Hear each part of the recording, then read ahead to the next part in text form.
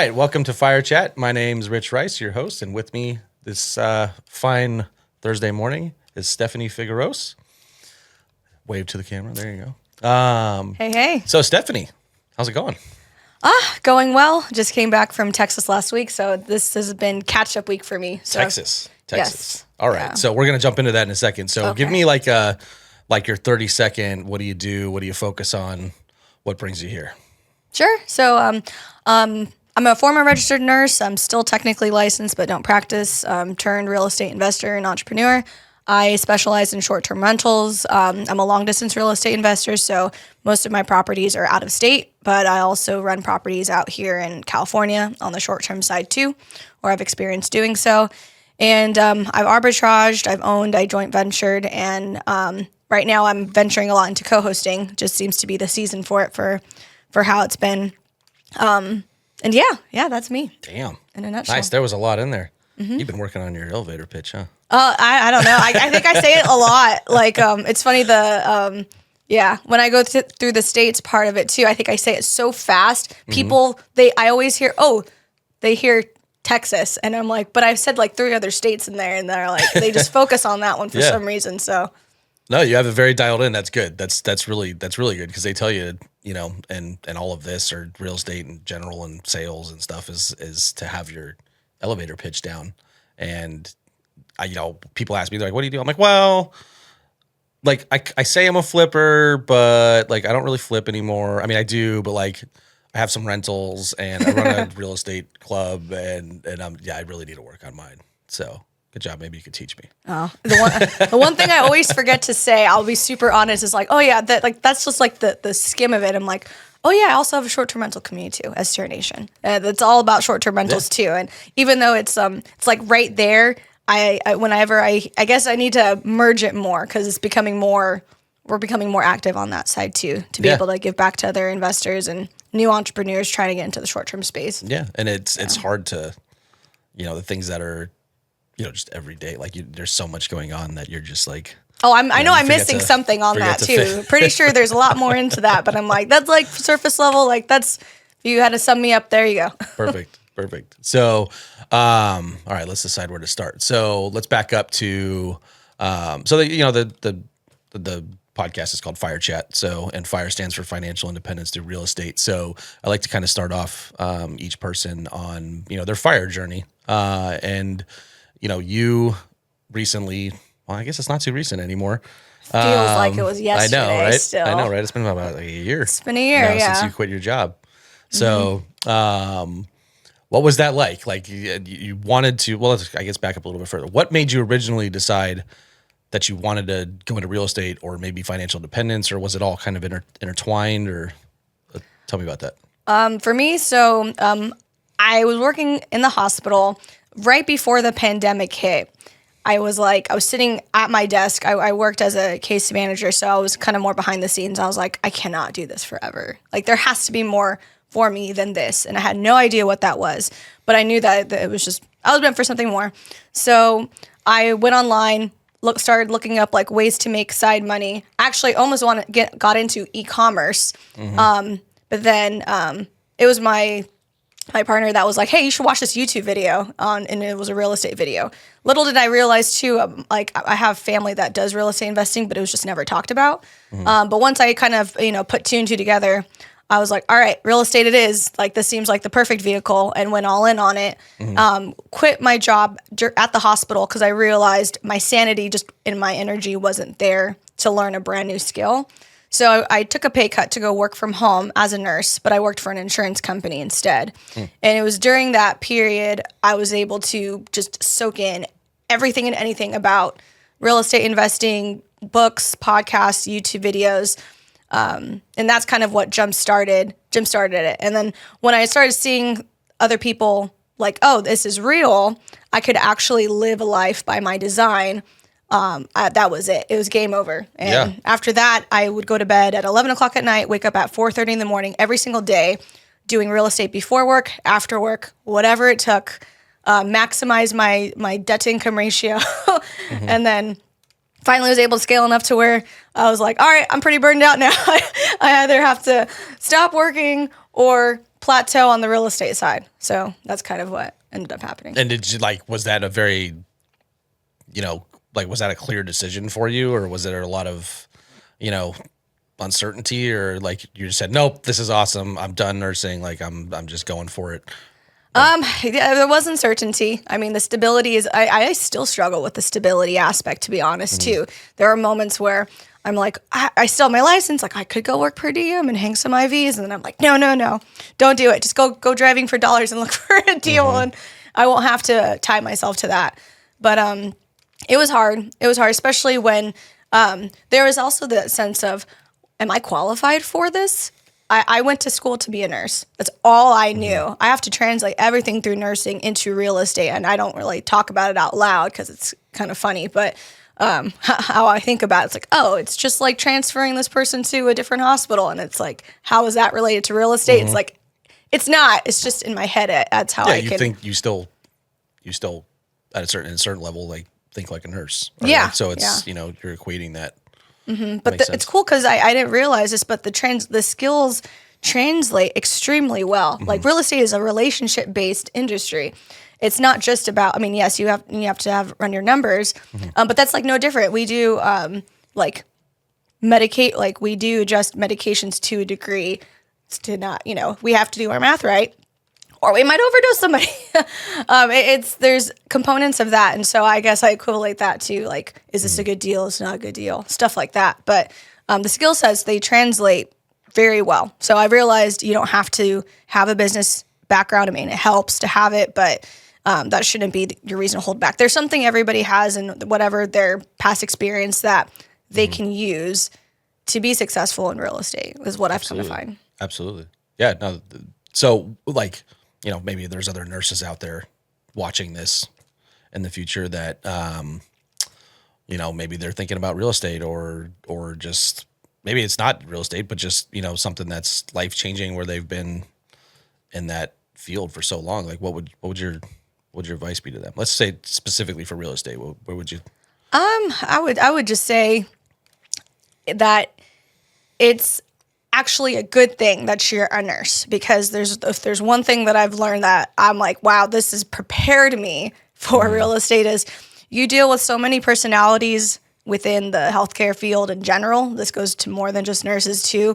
I mean, I've dealt with crazy people, angry people, sad people, happy people that are just like, you don't even know where they're going, people who constantly change their minds. And I have a lot of patience. And so I see that having that, and I don't take anything personally, really. And I find a lot of people, they'll get defensive about stuff, but nursing, you just don't, because it's not about you, it's about them. And I realized in real estate, that's pretty much the premise of like, this is how you talk to sellers. This is how you talk to clients. It's about them and where they're at and what you can do to be a solution for their problem. Exactly. I did the same thing in nursing, to be honest. And it's kind of interesting because if someone told me that, I wouldn't have believed them. But then I see it now when I interact with people. It's very natural for me. So, and I think it's a natural for a lot of people in healthcare. They just don't realize it.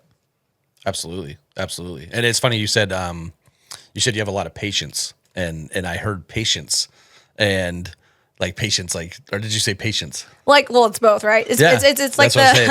I was like, you do still have a lot of patience. Like, So, yeah, you have each guest.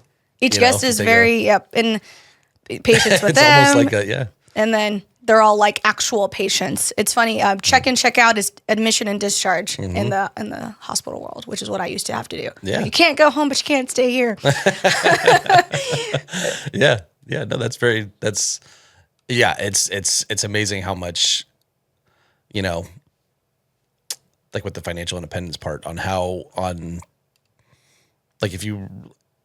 feel like it's a lot of people that go down a similar path that maybe came from different careers, or different parts, all have kind of that shared story a little bit, or shared realization, I guess, where like the maybe you weren't miserable, but you knew you wanted to do something better with your time, and own your time and own your life a little bit more. I wasn't the happiest. I'll be especially during the pandemic. Actually, it was so bad in the hospitals. I was like, it pretty much just took me right over the edge because I'm like, this is, because at that time, it was so bad there. You just didn't know. Like, there was no, you felt so trapped and you felt like, you felt miserable. Everything that you feel is magnified because you're around other people that are just like that. And that's just the nature of it too. And I've seen other people that get really jaded and I'm like, but they deal with it because it's the familiar that they know. And I'm like, that's not okay with me. Like, why settle when you could do more? You just have to be uncomfortable for a little bit. And I was willing to take that bet on myself. And from that point too, it morphed into, it started as, selfish reasons, which I think it is for everybody.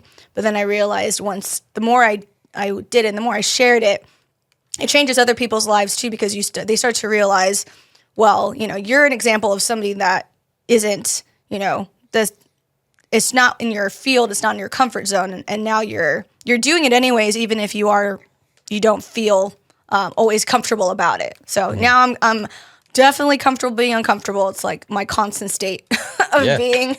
Yeah, exactly. But those skills that you picked up in nursing are, paying dividends now, and that'll always like serve you. I was a recruiter, like a software engineering recruiter. So, there was times where it was fun and times where I was miserable, but a lot more was miserable, but those cold calling skills and sales skills and all that stuff definitely come in handy with real estate. So, all right. So, tell us about your like, because obviously you focus on short-term rentals, STRs. What was that always the case, or is it just something that came about? Like, what did you have other interests in real estate before that, and that kind of just evolved? Like, how did you hone in on STRs? So funny thing was, when I watched YouTube videos, I saw all the different strategies. And for some reason, STRs, they seemed fun. Like, point blank, it just seemed like, oh, this would be a more fun strategy. And I think part of it was the travel aspect of it, and that's something that I wanted to do more of. So the lifestyle fit with that strategy. But the funny part was, because I'm in California and short-term rentals it's not a friendly short-term rental state in general. I was convinced to not do it. And so I dove into, mobile, like I really want to do mobile homes. We went and tried to see if we could do that, wholesaling, all to come back to short-term rentals. I think what really hit me was there are people making this work.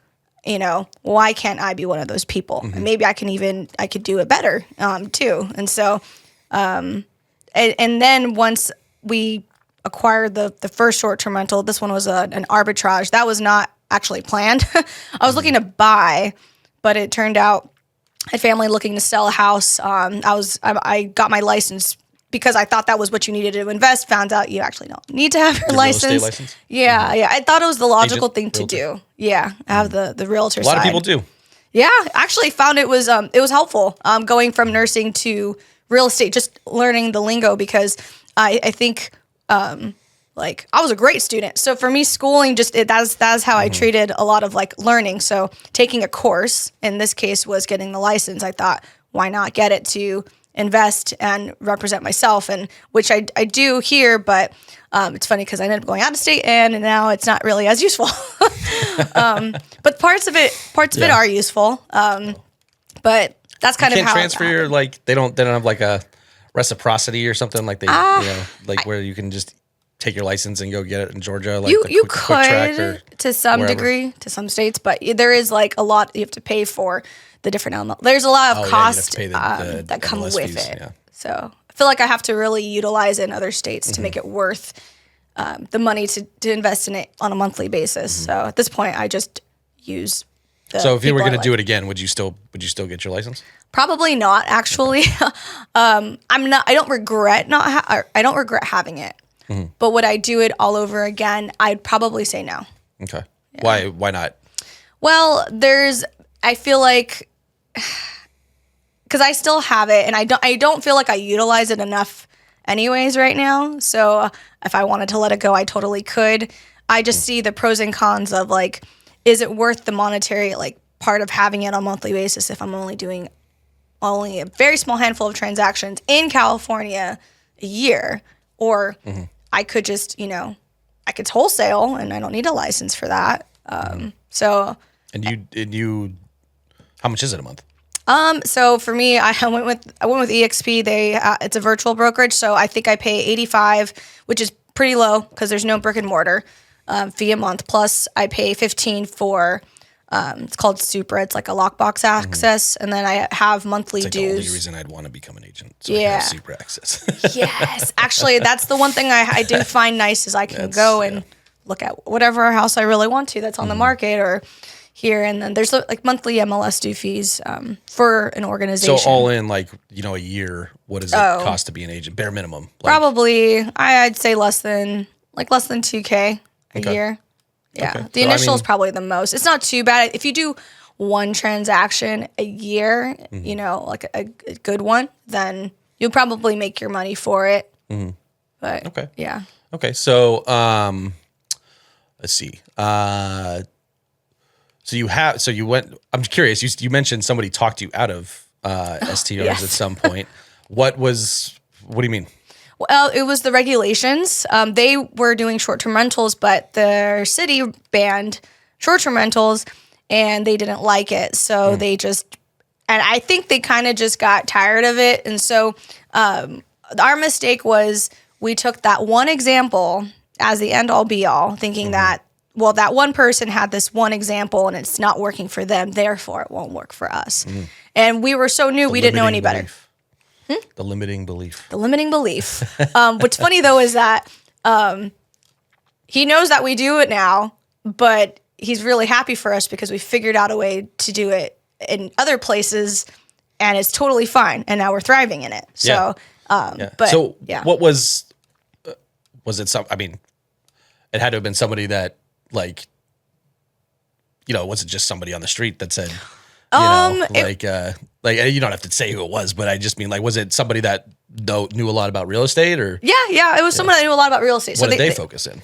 Well, they do a lot. So they did like wholesaling, flipping. They did all the types of strategies. But that was like the one person we met that did short-term rentals in California, and that talked us out of it because we thought we had to do it here, and then realized, oh no, there's a whole nother. There's a whole world out there. There's 49 more states. There's a whole STR nation out there. Yeah, exactly. And once you go once away, you're like, what's distance? I mean, I don't know. It's not here. So it did really, at that point, it just opened it up for us when we figured that out. Cool.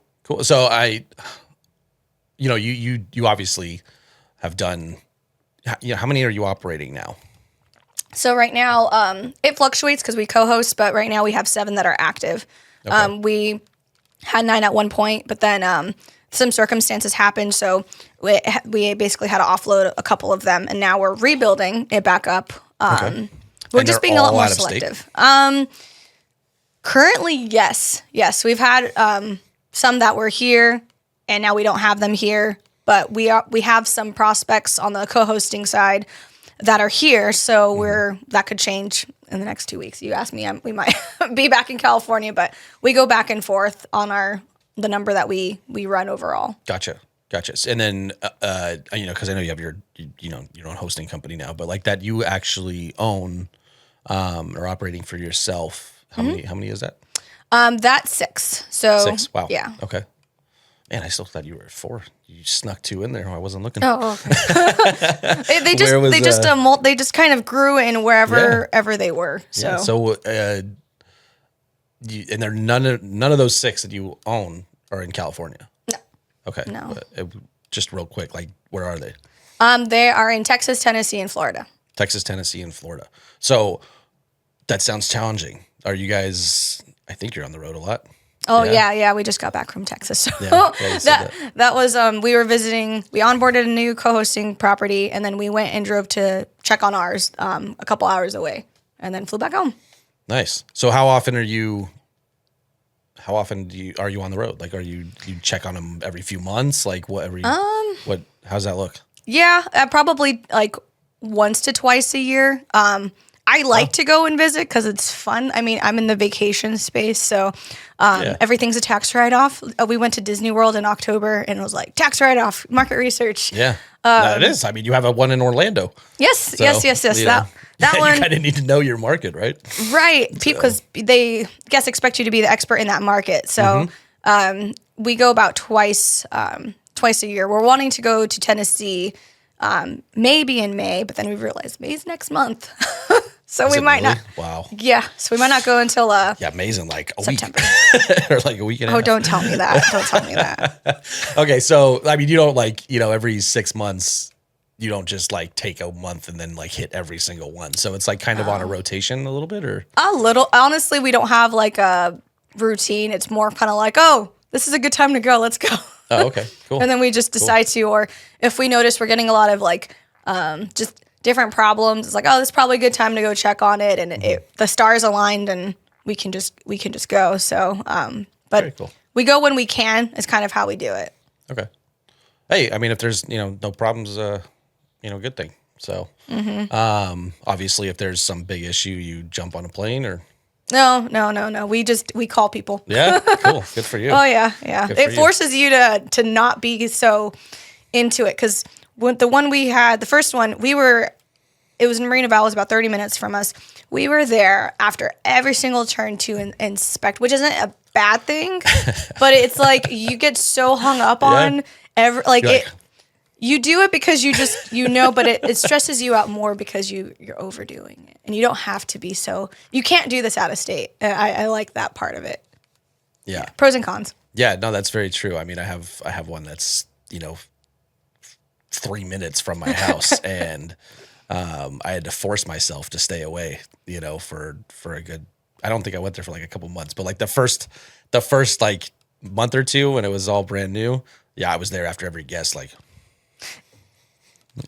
yeah, you can't help it. The proximity, it's a blessing and a curse, because you don't have to, but you do because you it's convenient, and then you're like, but it's just a quick stop, and then before I knew it, I was checking. It's good someone's being diligent about it, but I think I spent like 2 hours going through all the sheets, like checking every single one, and I'm like, I didn't have to do that. Yeah. I really did not have to do that, but I did it because I could, and I felt like I actually used it. It wasn't the best use of my time to be that like particular when it was fine. It was fine. absolutely. So, all right. So, let's say like somebody brand new, they're back to, where you were a couple years ago, they're just starting to get into this. Maybe let's say they are looking out of state. Somebody that either lives in California or wherever, but they are looking, somewhere that's not close, that they can't walk to their thing and check on it every day. Somebody brand new, what would be your like number one to somebody brand new?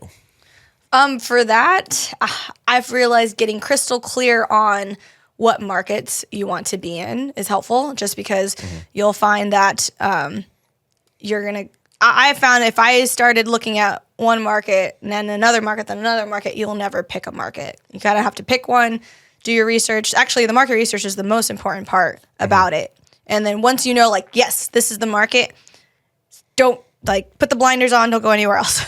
Just start looking at houses only in that one market, and then start connecting with people in that market that are already doing the strategy that you want to do there. Yeah. I think too, like find your neighbors. I know neighbors in like every market that I'm in. It's actually pretty cool. When I was in Texas, I virtually met my next door neighbor. They're all the way like in Ohio or somewhere far, but I went to her place to go change her batteries, and so it's like, yeah, it's like we're being neighbors. The neighborly like thing. Meet on the Ring camera, or no. Like, she just gives me like her code to go in, and I just go in, nice, help her out, and if she asks me all the time, like, hey, I'm visiting, let me know if you need me to go check on your place for you. No, that's fantastic. That's fantastic. Yeah. I've gotten multiple deals from just walking my dog. So I mean, like neighbors are very good allies. They can be. Sometimes they can be a little bit of a pain, but for the most part, like they're even the ones that start off, as a little bit maybe more aggressive, tend to be the ones that are like keeping an eye on things for you. We're both out of state, so it's like we're all in the same boat. We even funny thing is we met the Orlando neighbor. They were like renovating, and they're trying to get rid of some furniture, and we ended up like They said, here, do you want this? And we're like, sure. So we're like taking all these chairs from one house to another house. And it's just like, so we keep in touch. And that was just on a mere, like, I didn't know if they were moving in or moving out. But I was like, I'm going to go knock on the door and meet them. Because you never know. Yeah, absolutely. Yeah. Absolutely. So let's say, okay, so market research is important.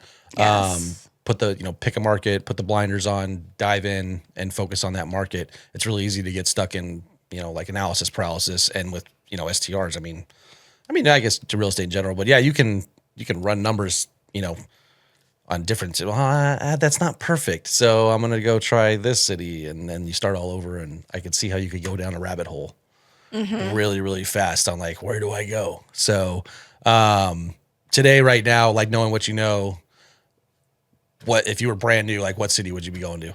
Ooh, that's a hard question. I'm still trying to figure out what city to go to next, to be honest, because everything changes. If you were asking me like, in 2020, 2021, I'd probably say go Tennessee. That's where I went. And it worked out. Would I go there at this very point in time? Yes and no. I think it depends on your financing strategy too.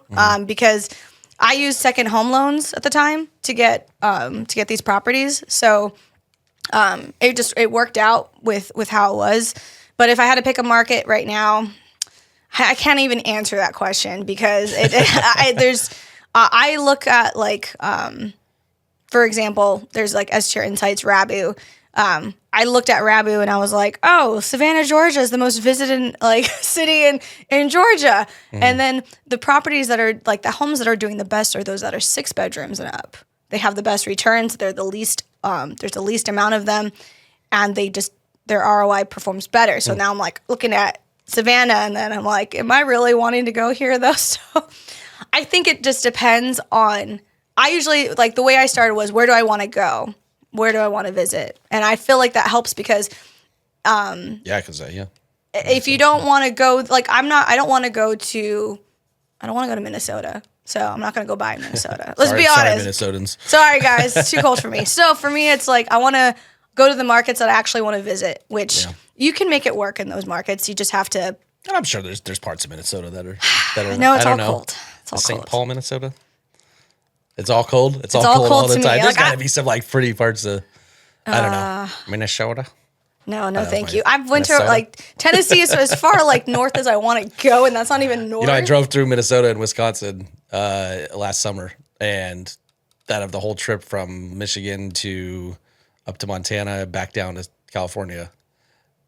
Yeah, Minnesota and Wisconsin are definitely the least thing I remember of the trip. Sorry if you're there, but yeah. All right. Well, like what, like somebody, let's say somebody that's not, maybe they got their first one, they're looking to go to their second, or maybe, they're looking to just scale, they've done it a little bit. They're looking to scale a little bit. What do you think your top tip for them would be? It's always easier to scale in your existing market, but if for some reason you're like, I really want to try this market out instead, it's okay. Like for some reason you're crazy like Stephanie. Yeah, if you're like me, it's funny because I sometimes get a lot of heat for like you're too far out, you're too spread out. Like you should just stay in one market and dig deep instead of dig wide. And I'm like, that's great, but I'm still gonna go where I want to go because that's just fits the lifestyle I actually want to have. Yeah. Will I do it forever? No, but being spread across like 4 states, I think that's actually pretty doable right now at this point.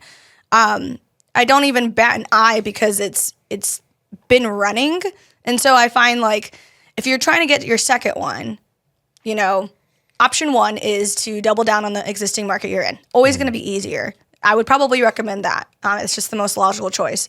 But if there's something calling you to this other area and you find something really good there, you should not don't be held back by that. Because I remember I went to Tennessee and then I was trying to find something in Tennessee, but Texas, there was some opportunities out there, and we ended up getting a pre-approval for both markets, Tennessee and Texas. And ended up in Texas. And that was just kind of like what ended up happening. And just we started from scratch in that market. But it gave us the skills to be able to start over in any market. And so, I'm still experimenting with what I want to do in the long-term scheme of things. But if for number two, double down on one market is probably going to be your easiest bet. But if something else calls to you, don't be afraid to go to a different market. For sure. Are you like planning on, your six that you have right now, those are all six different markets? No. So those are in 3 markets. I have 4 in Tennessee, 1 in Florida, and 1 in Texas. It's funny though, because we're actually wanting to bring it back to California, because the one we used to have here was one of our most stable rentals, surprisingly. Really? Yeah. So you get a lot of fluctuation in the other states. Yes. The seasonality is very high because those are vacation-specific markets, which pros to that is regulations are figured out. The infrastructure exists for those markets, and I don't have to I partner with the locals there, and it's invited. That's the cool part. And they want it. They want it. They thrive off of it. It's accepted. But yes, the seasonality is like, ooh, winter was tough. I'm like excited for spring and summer, because this is like peak season is coming. Yeah. So. Yeah, I'm trying to, because I have one, and obviously it's in a vacation up here in Crestline in California.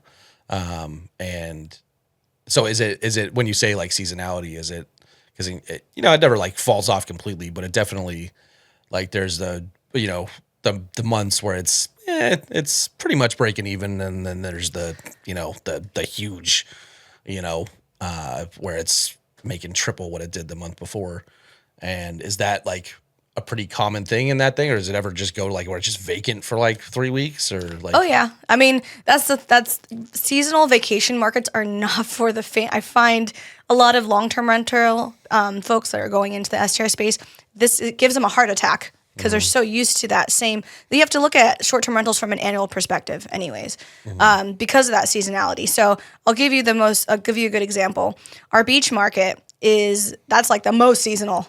Summer makes up for winter, but like January, I think I only had like 2 bookings. But as long as you have the reserves for it, but like July can make up for 2 to 3 months sometimes, depending how you run it. So like for me, I have no bookings in July, but it doesn't bother me, because I know that the demand will make up for it. So that helps offset me for January. And January, I'm winterizing this beach cabin. It gets that cold, so it's not like a Florida. It's not a Florida market where snowbirds come for that one. But May through August is like, that's your peak time, and you just accept the fact that slow is slow, but that's okay. Actually, I find it not to be a bad thing all the time. In a way, you're so busy on one season, and you're making your money for the year in just one season, that as long as you plan right and don't like you allocate what you need to for those extra months, you can kind of relax a little bit. Yeah. You don't have to always be working all the time.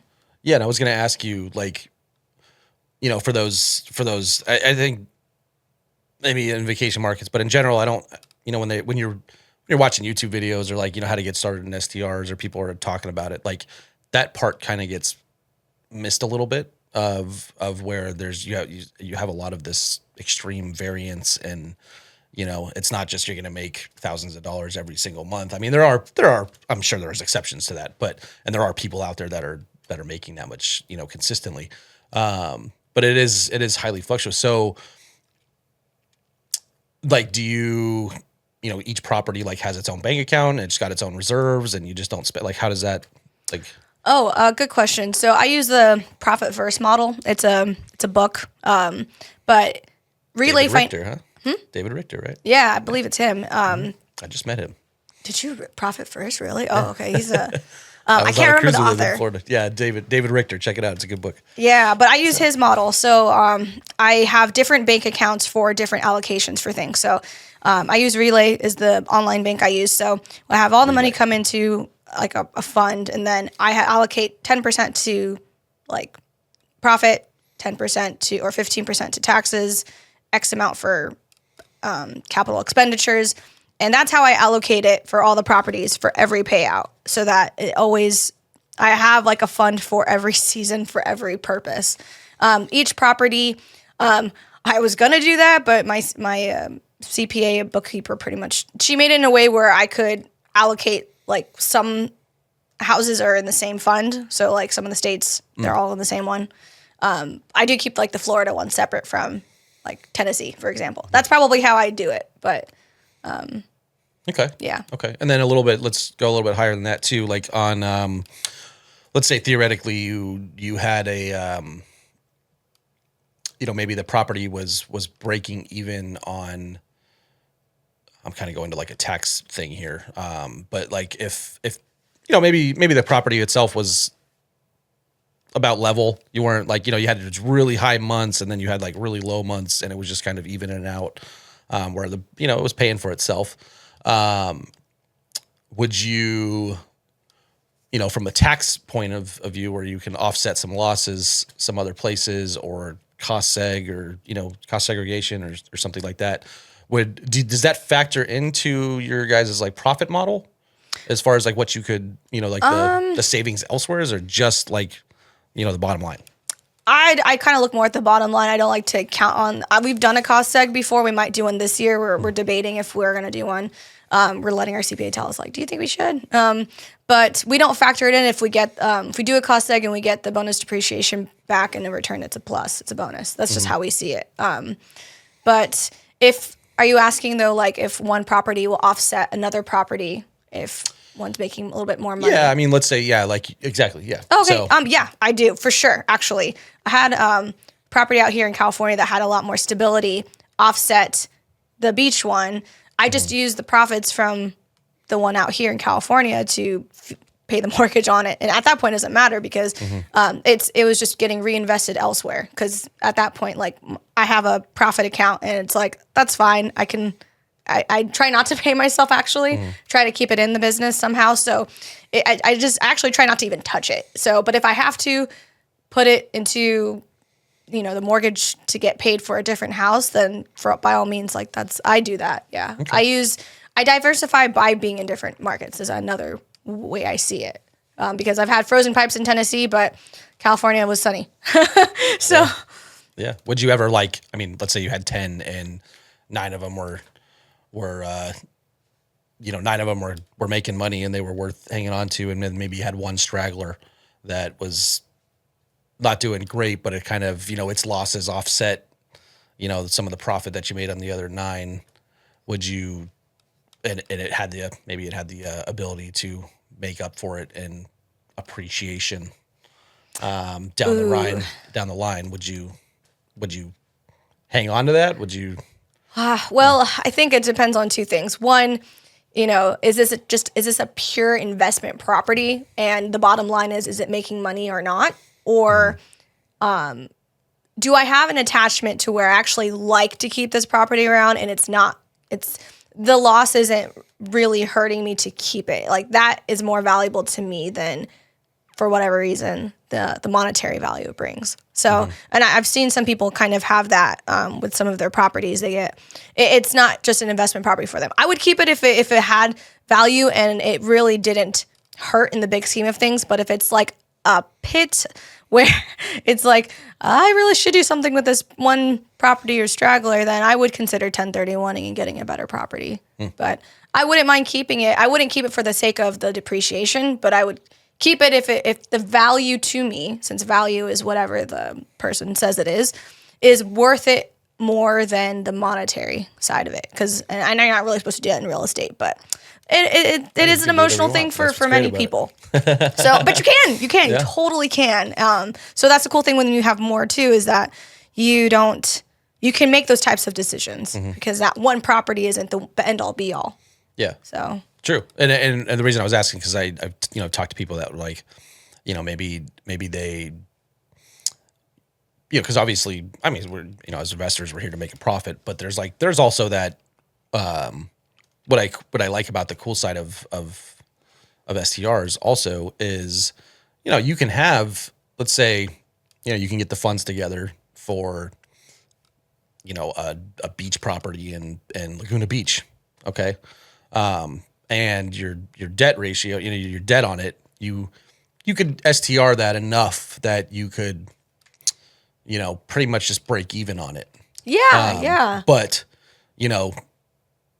you have it like you just leave out like maybe 2 weeks in like December for Christmas or well, I guess if it's a beach property, you probably want to do it sometime in the summer, maybe 4th of July, where you could make a ton of money, but like, you could also go have a total beach house that's completely paid for through the whole rest of the year and have it to use personally, as like your own vacation rental. I think, that's. Oh, I mean, like, think of it this way. Vacation rentals have existed like forever. It just so happens that I think in recent years with Airbnb and stuff, it's becoming more of a business and monetized. But most second home owners, they buy it for the single purpose of that's the reason why. They have the luxury of having a second home for vacation to bring their family once or twice a year.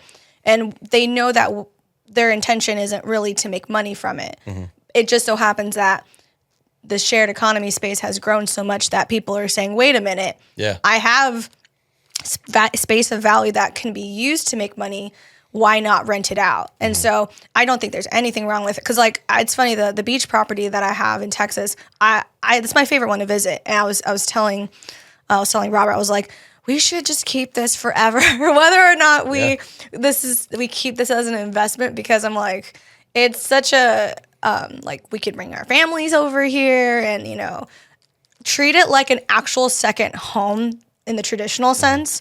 I think there's nothing like that's a great thing to do, because it's a bonus to have if you have the means to be able to know that my intention with this isn't to make money. I just want my mortgage paid. I actually have a client that's her intention is to retire in this house in 5 years. So that's like the first thing get it now.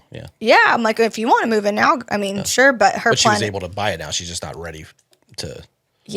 So her big thing is just, I want this house because it's going to be my house. But in the meantime, because of Airbnb, I'm like, let's try to get the mortgage paid. And, if we can make some money, obviously that's the goal too. But that's why I think the intention of what this property is to you, it matters. Yeah, a lot. Yeah, that's cool.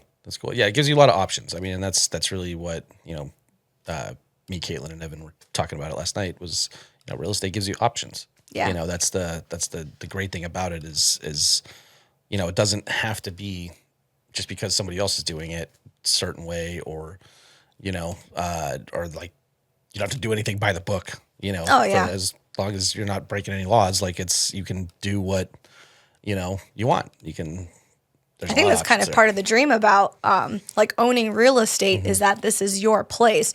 It just happens that the short-term rental space has that novelty because it's sparkly. Yeah. It is. And I mean, like you said, it's been, vacation rental has been around for a long time. It's just, but yeah, I don't know. I've never really talked to anybody that was doing this before Airbnb was cool. Like before Airbnb made it cool. Yeah, you know what I mean? Like it just wasn't as highlighted, I think, because but they definitely existed. Like you're right. Like I stayed in one as a kid on a beach up in like Cayucas, in like Northern California. I guess I wasn't a kid. I was like 19, 20. And it was a total vacation rental, but we didn't book it on Airbnb. Yeah, a lot of these homeowners buy it for the sake of they buy it for themselves to use occasionally, not to make money off of it. It just so happens now people are realizing you can. And so that's where this whole space comes from. So I think it's cool. That's why I like it. It's fun. It's a lot of work. Not going to lie. It's a lot of hard work. But it is worth it when you get to be in your own house and be like, wow, I get to be a guest at my own place. We were talking about like going and staying over there for like 2 weeks to a month during off season for just to use it as a vacation rental. As long as it does have Wi-Fi. Which one to Texas? Or? Yes, that's where that's the Misty Mermaid, right? Misty Mermaid. Yes, I love that place. I love that name. That's cool.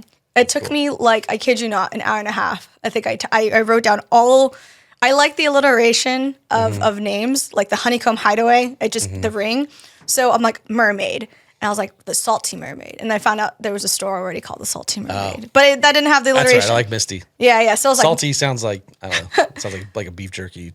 Like, I was trying to think of something with the word mermaid. And then I was like, okay. And the blue, the teal. So I was like, Misty Mermaid. So yeah. nice. Well, now you can just for the next one, you just plug it into ChatGPT and just say, like, give me 50 names. I was doing that with an LLC. Oh, wow. I was trying to come up with the name of an LLC, like use movie quotes that movies that I like. And I was doing it way longer than I should have. It was probably like an hour. It matters because I was just like, it's like naming your child. I mean, at least I think it is. I don't know, but I was using synonym.com looking for for words and then putting it together. You gotta, like, thesaurus, and you gotta like do it all, and then boom, you go to ChatGPT and spits out 100 different variations, and it's cool because ChatGPT, I use that and Jasper AI to help optimize my listings, and it's crazy because I used to do all of this like manually, and now I could tell ChatGPT because I know Airbnb caption photos have a 250 character count.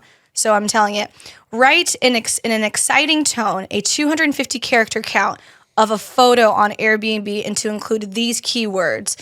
Like, like for example, cabin. I use something else called RankBreeze to help optimize all my listings.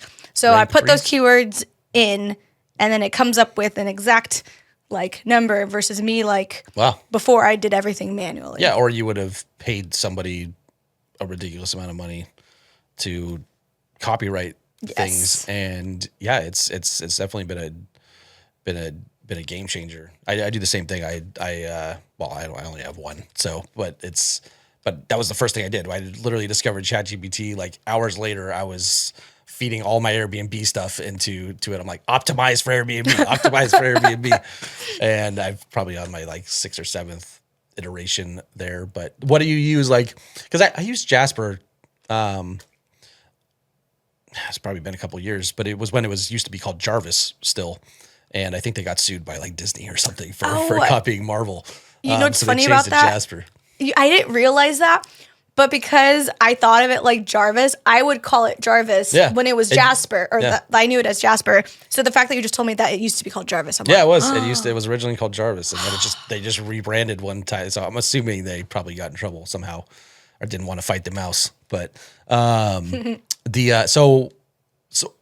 so what do you still use? Like, I guess when does Jasper come into play? That you're just it depends. So I find Jasper because you can tell it. You can both tell tone. I feel like because Jasper is it's specific to writing and copywriting specifically versus ChatGPT. You tell it what you want and it can think for whatever reason.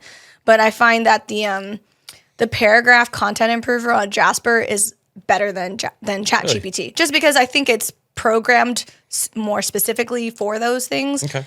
I've compared the two, and I literally have to say, okay, take these words out on ChatGPT or make this better. But I find myself doing that way less with Jasper. Really? I'll have to check it out again because I did, like I said, it was years ago when I was trying to come up with copy for Sell Thy House for all of our, like our website and like our marketing, acquisitions marketing. And it was very, like, you still had to coax it so much that it was just like, it was taking me more time to go through and than it was just writing it from scratch. So, but that was years ago. I'm glad. It sounds like it's come a long way. So I need to check it out again for sure. What was the other one you mentioned? ChatGPT and Jasper. And then for like optimization, I use something else called RankBreeze. RankBreeze? Yeah. Okay. I know the CEO founder, Kelvin Ma, very cool guy, but RankBreeze, it's specific to Airbnb. So a lot of hosts, a lot of operators, they'll always want to know, where are you at on the algorithm? I used to manually go and check on incognito mode or private browser where my listing was like all the time. And it takes forever, but it's like you want to know these things when you're running this like a business. So and you're talking about like when somebody like goes in, I don't know, Big Bear, California, and they type that in, and you want to know like where you show up in those in those rankings. Okay. Yeah, and it tells you that, but it tells you like way more than that. So funny thing is, I don't know, I can't be the only one, but sometimes I will I won't look at my my calendar. There's openings, and time just goes by fast. Now I need to do something to make changes to get bookings. So RankBreeze has an option where you can actually journal your changes, and then it can help track of whether that improved it or it didn't improve it. And so you can kind of A/B split test changes that you make to your listings specific for Airbnb to see whether that, like, maybe I change, like, so there's different ways to optimize your listings, right? And the way you could do pricing, everyone always thinks pricing, but there's more than that. How about your cancellation policy? Go from strict to moderate, strict to flexible. I do that during off season, actually. And I find that I got through my off season much better than a lot of other hosts because I got in front of it much quicker. So you can also split test, your cover photo, and track, like, does this cover photo do better than this cover photo? It's your way of knowing what works. And it's really, I can get into details about this. But. Do you like, you say like, okay, I made a change, and you like flag a change or it does, it like kind of logs it automatically? No, you have to manually tell it what change. It doesn't fully integrate like that with Airbnb. Like it can see also your competitors' listings, like your neighbors. So like I can see if, I'm priced at this amount and they're priced at this, I just have to be a little bit underneath them to be the one booked. Yeah. No, that's really cool. I hadn't heard of that. Thank you. And I know you use, I think because we talked about it before, like systems wise, for those of you out there wondering about systems, you still use Price Labs? Oh, absolutely. Okay. Yes. What's your, your best tip for Price Labs? Oh, so Price Labs, it's funny because a lot of people make them, I don't want to call it a mistake, but a lot of people just put a base price and that's it. So I put a base price. I don't put a min and I don't put a max. I leave those blank. Oh, really? I didn't even know you could do that. Yeah, actually. And people get, well, what if it gets me to zero? It won't get you to zero. You can actually hover over a block, a tile, like let's say the second on the calendar view, and you can see what minimum it won't let you go past. But if you really have a hard min for whatever reason, you can put it there. But I keep them blank. What I do, I should say, is I really look at the neighborhood analytics to see what the pricing of your surrounding. But there's something called Market Dashboard. And think of AirDNA, but more specific to Price Labs on when it comes to pricing. And you can see what the pacing is for the market. You can see how far people are booking. You can see how long they're booking for. Because one question everybody asks is minimum nightly stays, pricing, and like how far out, when are people booking is like the number one question. So it uses that data. And as long as you actually pay attention to it, because when you first look at it, it's like, what am I looking at? But the more you try to read and, learn it, and Price Labs does webinars on this stuff for free to teach you how to utilize their systems better. I found that when I got really serious about revenue management, I got much better at getting bookings, getting less holes, like getting longer length of stay bookings. Because some people do, I do 2-night minimums for everything. I wouldn't do that. I would be very specific about which, like, this should be a 3-night minimum stay, but maybe you need to lower your price a little bit more. And so it helps you, if you go into the weeds a little bit more on it, you will utilize it better. And so I think people just don't utilize Price Labs as best they could. They just put a base price, min and max, and then, just kind of leave it. And I feel like that's a mistake. The trailings, kind of scaling minimum stays, like if it's a certain amount of time out, like it's 4, and then like as it gets closer it drops to 3 and then drops to 2, and then I guess I don't drop to 1 ever. We did like when we first started, we did like, I don't know, like 4 or 5 same day 1-night turns in like the first like week that we had the place, and we were just like, no. We're not doing this. It's funny you mentioned that, because when I first started, I was very against 1-night minimums. But what I found is on like orphan days, or those are the days where it's just like that one opening, I decided to try something. You just have to screen as best you can. But if you let it be a 1-night minimum stay, I turn up the price on it to, make it worthwhile. And then if that person wants to book, I really ask, like, what's the nature of your visit and how many people and all this stuff. And I'll even say, like, can you abide by the house rules? And if the answer is yes, at least I have it documented if anything should happen. But I've had those one-off bookings and nothing's bad has happened. Yeah, they were all great people. Yeah. I reserved that though for those orphan days. Yeah, I just like right when we first started, I didn't optimize the pricing at all. Like, and I realized that later. I'm like, oh, like it was basically giving them. I was doing it the opposite. It was like it was giving them like a 25% discount. Because that was the way it was set up initially, like when it just out of the box. It tries to fill the price. I set it to that like aggressive, just fill it setting, and so that it would drop the. So like when no, and I was just like, I mean, it was we were cleaning it ourselves during that time, so it was all right, and we didn't have any issues with anybody. But then I read later, I was like, oh yeah, that makes way more sense to like just jack the price up for the 1 days, so that if you really need to do it and you really got to deal with it, like it's and I find too, like the people who want those one night stay bookings, especially if it's last minute, there's a reason why they're booking. Sometimes it's like urgent, like they actually need a place and they're willing to pay, because it's like airlines. The closer you get to the date of whatever it is, the higher the price goes. It really isn't that much different. For a long time, it was the opposite.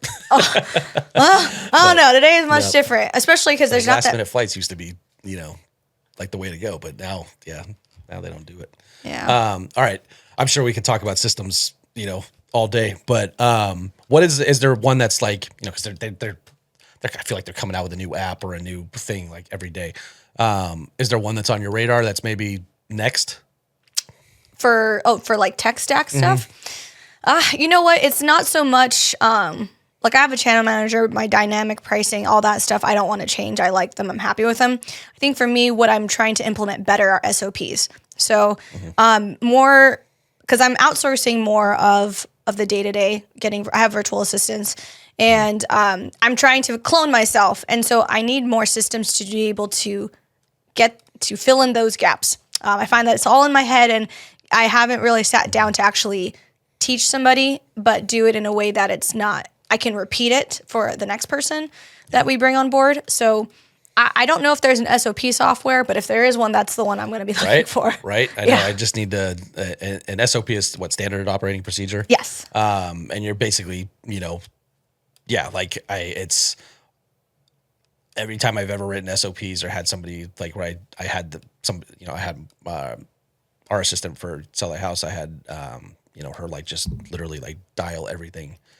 all of her daily tasks, like everything she does, just in case, make an SOP for it. And it's literally like cooking instructions, right? Like yes. You cannot like, you take I had an old boss, Ryan Anderson, if you ever run across this was always his analogy. Like when you got a candidate ready to start a job, like you got them the job, he's like, the pizza in the oven. He's like, take the pizza out of the freezer, unwrap the pizza, take it out of the plastic, take the cardboard off, get out a cookie sheet, put it on the cookie sheet, set the baking time, open the stove, put it in the stove. Oh, like great. put like literally like dial it down, draw it in crayon, because it'll be there's something something will get missed. But if you literally do every single step, even if you're like, well, yeah, of course you're going to turn on the oven, but like people will read it, right? Yeah, it's and they'll crazy. Be like, well, you didn't say to turn on the oven.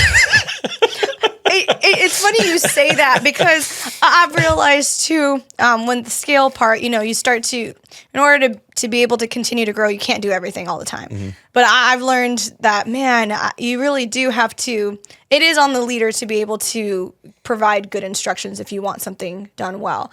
And I've gone back and forth on, this is the result I want. I just want you to get there however way you want to, and see if that works for somebody. But then I'm realizing, I actually think if I systematize it and just take out that part of it for them, it probably will work way smoother. I guess it depends on what it is. But yeah, I'd pick an SOP, something, tech that I can. You just need the mold matrix thing, like jack into the back of your head and then hook up with Chat GPT and just be like, I need you to whatever is in here, make it pretty. Like, but I, sitting and actually doing it though, man, I can't. I have to get disciplined with myself on that piece and sit there because I feel like that's not being productive. And I think that's my struggle is I'm like, can somebody else do that? So I could keep doing acquisitions, but yeah. Have you tried, because I think you could probably get, I know we were kind of joking around with like jacking in with ChatGPT, but I mean, you could probably like just, I keep telling people like if even for like the club stuff, to write some of the copy for the events, I'm like, just literally just like vomit your ideas like right onto the paper. Like don't punctuate it. Don't put number one or like try and format it anyway. Just literally write it.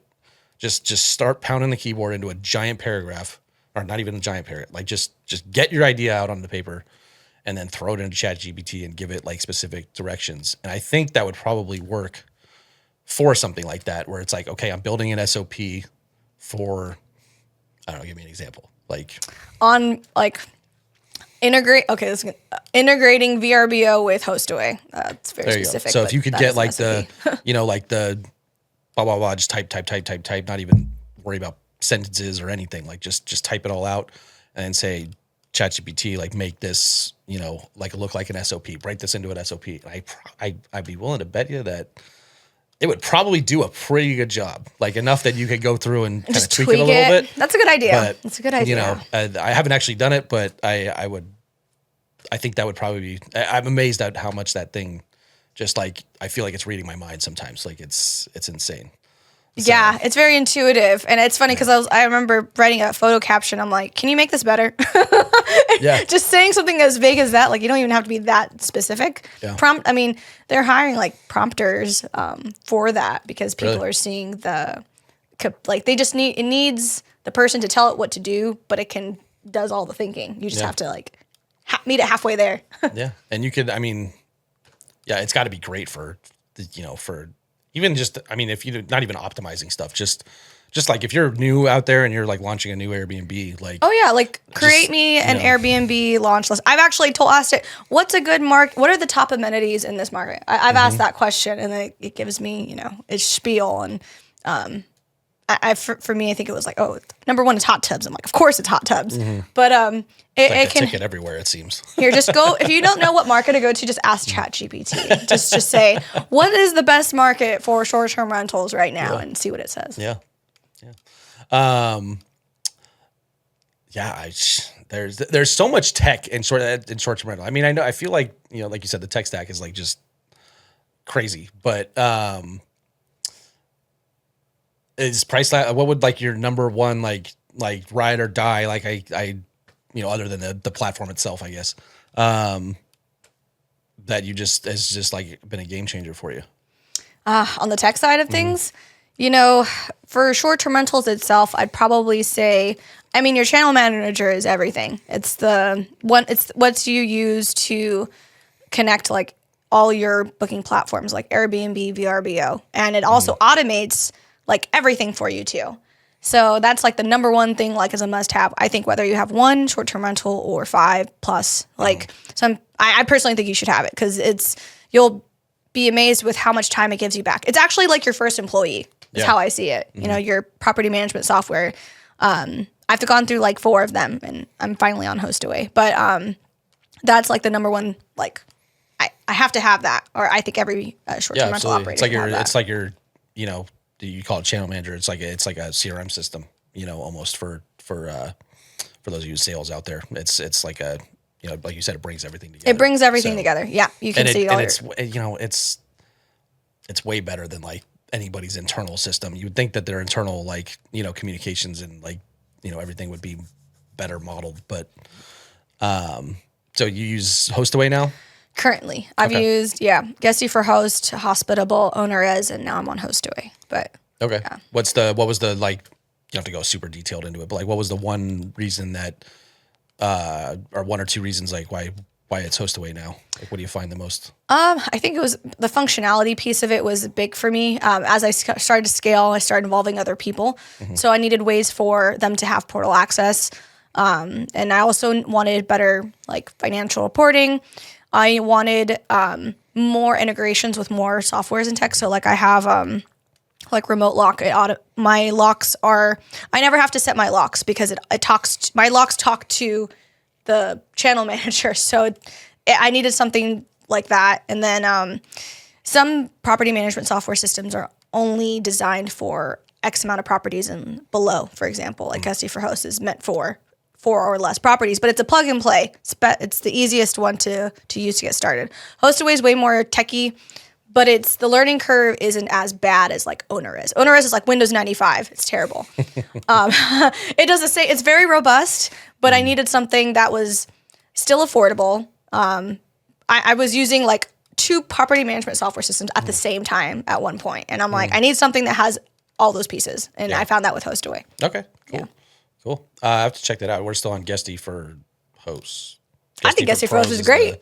It works. It works great. You know, some of the interface stuff's a little clunky to me, but like when you're trying to change the templates and like how to, you got to go through like 8 clicks to maybe it's not 8. It's like a little bit, but it's like, but you know that you're not surprised. Like, okay, you just know it's an extra step. And but I can tell you with some other property management software systems, like it's not as 1 + 1 = 2. It's like, oh, but that's over here. And you don't have to get, like I have to get onboarded with Hostaway. Like they need to teach you how to use the software. It's not one where they just let you loose. You can do that with, Okay. You can do that with Guesty for hosts. I'd still check it out. I mean, I really, you know me, I like the tech side of things. So the more complicated, the better. You know why? That's what I thought too. As long as it's like a legitimate, like you might like OwnerRez then. Feature, you know, like no, probably not. Like I don't do well with like clunky interfaces. Like if it's like that, you know, there's other apps out there that are super useful and like, but I'm like, do you guys even use your app like in the field? Because I don't understand why I have to click this to get to here when I'm out in the field. Like, do you know how like frustrating this is? Like, and I discovered that in 2 minutes of using the app. Like, did you actually use the app outside of development? Like, right. But you know, anyways, but that's neither here nor there. But yeah, Guesty for Host has been. I mean, it gets the job done at the moment, and it's pretty reasonable. It's like, I don't know, like $20 a month or something for the one property. So, how much is HomeAway? Hostaway, I think I don't even know anymore, to be honest. It gets less the more properties, like or per property, it's less. I want to say it's less than $30 a month per property. I'm gonna go with that. I'm pretty sure it's less than $30 a month per property. Gotcha. All right. Well, we only have a couple minutes left. So, what's the next 6 months look like? You're buying more STRs? You looking at other stuff? Great question. And it's funny because we go back and forth between 2 things: acquisitions to buy for ourselves, and we go right now. Co-hosting just has been this thing in our face, and so I've decided to embrace it. If you asked me a year ago, I would have said no, I don't want to do that. But now, the more I grow, the more I'm like, okay, I see the benefits of it, and I do see like there is a need for it. That people don't want to be into the weeds like I am. So my big thing right now in the next 6 months is scaling on the co-hosting side so I can get better systems to operate and build out more of my in-house team because I self-manage everything. I'm basically becoming that, and I'm providing that to others. So that's like the one thing that's in front of me. But at the same time, I'm looking to buy at least 2 properties I'd be happy with just in the next 6 months. I'm being very, conservative. I want to get a midterm rental into the mix. We've been close to getting some under contract creatively, but we're okay revving up our co-hosting side right now. And I think actually the more I dive into that, the more opportunity I will see on the acquisition side to continue to buy. So those 2 things are what we've been. So is co-hosting different from actually like full on managing? A great question. It's actually not. So the main primary difference is like normal property managers, they collect the money on your behalf and they disperse it to you. Co-hosting, we don't do that. The money goes directly. We don't touch the money. It goes directly to the owner's account. I'm the co-host on there, so I let them be the primary account holder. I think it's better actually. But I do it all for them either way. And then I invoice them at the end of the month. And it allows me to do this in other states too, which is why I like doing it like that. Okay. So but you're still like the owners. They're very out of it. passive. Yeah. Like It's easier to run this way, to be honest, too. That way I'm not waiting for them for something when I know like this is the answer. So it's basically full on property management minus like some back end stuff. We don't do taxes. We don't collect the money. So that's still the owner's responsibility. But I outsourced all the cleaners in Texas for this owner. She didn't have anybody. So I did all that for her. And that's just part of it. Guest communications, calendars, I take on it on my system so they don't have to have it on theirs. I make it as passive as possible because I find that makes everybody else happy. Yeah. So it's basically like property. It is property management, quite frankly. But all right. Well, if somebody was out there that would be interested in talking to you about that, how would they?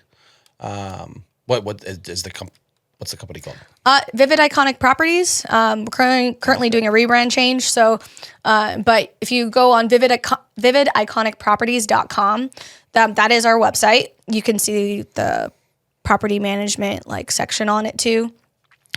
Or you can email us at team.vividiconicproperties.com. And then, I do consultations for everybody, whether or not it's, to even help you self-manage your property versus us taking it on. We evaluate everybody to make sure it's a win-win. Awesome. And then if people wanted to get a hold of you personally, maybe just for, obviously like outside of Vivid Iconic, if they wanted to follow you elsewhere, how would they do that? Sure. I'm on IG and I'm on Facebook, YouTube, and my handle is at Stephanie Figueros. That's all across all the platforms. I do a lot of different things too. I'm actually taking on private coaching clients right now that are wanting that one-on-one time with their short-term rentals or getting started. So that's something that I'm also expanding. I limit that to a very small handful, and I only help those that I can actually help get something in it. So gotcha. Yeah. Cool. And you have, you have a ton of content out there on on YouTube and you have shorts and all kinds of stuff, right? So. Yep. I try to keep it both entertaining and also educational too. And then I do have a community, STR Nation. You can find us on Facebook. It's a good group. We do in-person meetups and also webinars. We actually have one today at 5 p.m. It's just a networking one, and we have a conference in San Diego actually. Nice. When's that? The end of September. It's September 24, 25, I believe. It's a Monday, Tuesday. So we're getting it's our second one, and we're getting it's very short-term rental centric. So speakers, sponsors, it's people that we use coming together, and it's really nice because it's such a niche that I find that those that are really, really successful, I always find at these conferences. So we're holding our second one. We're really excited. Awesome. Last year you did in Vegas, right? Yep. We were in Vegas. So this time we're in San Diego. Yeah. Cool. And I'll be speaking. So yeah. Speaking of speaking, you are going to be the featured speaker at the FIREfocus event. What is that, in 2 weeks? Yes. Yep. So I don't know the date. What would that I date believe be? It's May 3rd. It's May Wednesday. 3rd. It's the first Wednesday of May. So cool. So May 3rd. Check that out on Meetup, meetup.com/IEREIC. How did you originally find the club? It was actually through Bigger Pockets. I was looking for a local REI meetup, and I couldn't find any. And then I went through and I clicked on Riverside, and lo and behold, I found the Inland Empire Real Estate Club. And honestly, like, this club's changed my life too. Everything changed when I started meeting people that were actually doing this in today's market. And so I love this club. It holds a special place in my heart. So please come to, if you want to hear more on short-term rentals, I can get very, very detailed. So think of it as like a really cool masterclass. I'm very transparent. So whatever it takes to make you successful, I want to be able to share that with you. Absolutely. Do you have I know Farrah sent me your bio. I just haven't had a chance to post the event yet, but what is there anything in particular you're going to be dialing in on? In a couple weeks? Great question. So the way we thought this would be best is that to have it as like a short-term rentals 101. So from what to look for from the market research, like there's different phases, right, within short-term rentals. I kind of classify this as you have the market research, you have the acquisitions, you have the setup, and then you have the operations and maintenance. So I'm going to go over basically all of that as much time as I can on a deep enough level to at least give the big picture of what it takes to run a short-term rentals.